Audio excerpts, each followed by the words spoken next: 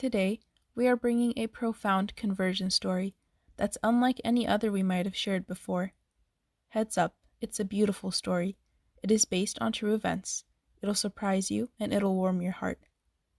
We are talking about Sister Daisy, an American lady from a family of devout Catholics. She was interviewed by Brother Sabil Ahmed last year. Here is her story.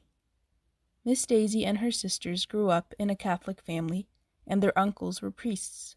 Unfortunately, she and her sisters grew up in this conservative atmosphere where they learned that Islam was a very backwards religion. For some reason, they were taught that Muslims did not know anything about Jesus, and that they were not peaceful. That's pretty much how she grew up, Miss Daisy. She grew up despising Islam. She grew up despising Muslims. However, life went on. She and her family continued to believe the deceptive things about Islam, primarily because of their family and media channels. At one point in her life, Miss Daisy was offered a teaching job in Saudi Arabia, to work in the preschool at the American Embassy.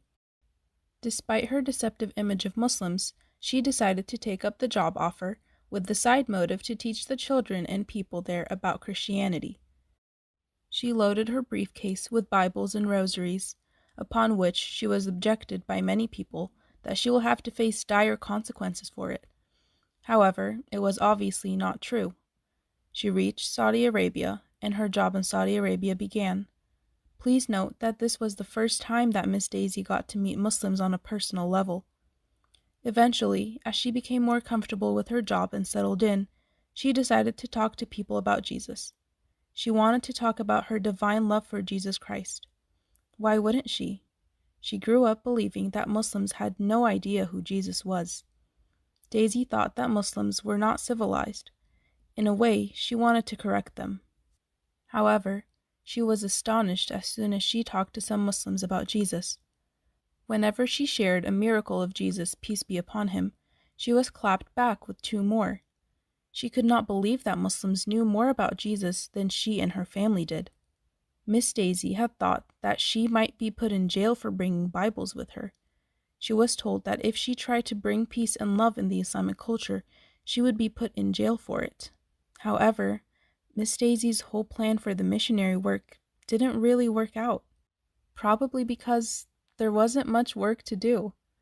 Muslims knew about Jesus.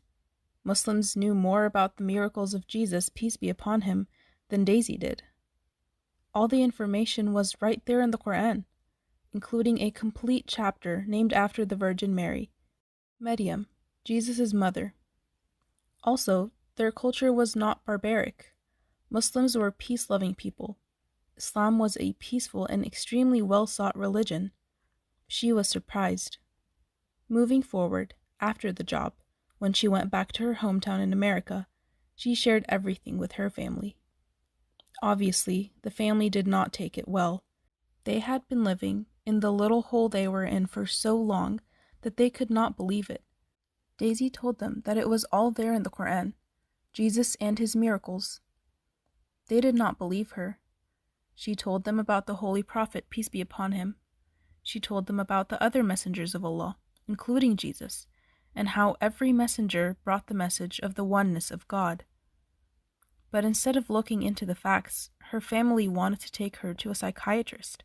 They wanted to do so because they thought that she wants to be oppressed. She is sick. Why would she want to be oppressed if she was not sick? For them, following Islam as a woman was metaphorical to being oppressed. Why won't you spend your life as a free Christian? Daisy's family said. These things did take a toll on her, and she got slowed down for a while. However, Allah is the best of planners. Her family took her to a priest, her childhood priest, for guidance. She shared her story with the priest. The priest was a wise man, and he suggested to her, "At the end, you only have to do what your heart tells you to do. If your heart tells you it is right, go for it." Upon this, she became free. She gained back her power of decision. She started to be rational, and she decided to believe in both, the Holy Prophet, peace be upon him, and Jesus, because that's what felt right to her. She continued to study about Islam and stopped going to church. After a few years, when she had her children in a Bible camp, the teacher told Daisy, "Today we will be telling the kids about Jesus. We will tell them about God today. Are you sure about your decision?" It was at this moment that she, at once, took her children with her and decided to make up her mind. Christianity didn't fit with her anymore. After a few days, she took her children and went to the Friday mosque. Eventually, after decent studying and research, she ended up going to the Orland Park Prayer Center and took her Shahada. She took her Shahada, the Islamic Declaration of Faith, with her children, and it was one of the most beautiful experiences for her. She learned how to pray and taught her children the same. It has been 7 years since Sister Daisy accepted Islam. She is a full practicing Muslim now. She went to Saudi Arabia with a mission to preach Christianity, but ended up becoming a Muslim herself. Indeed, Allah misleads whom He wills and guides whom He wills.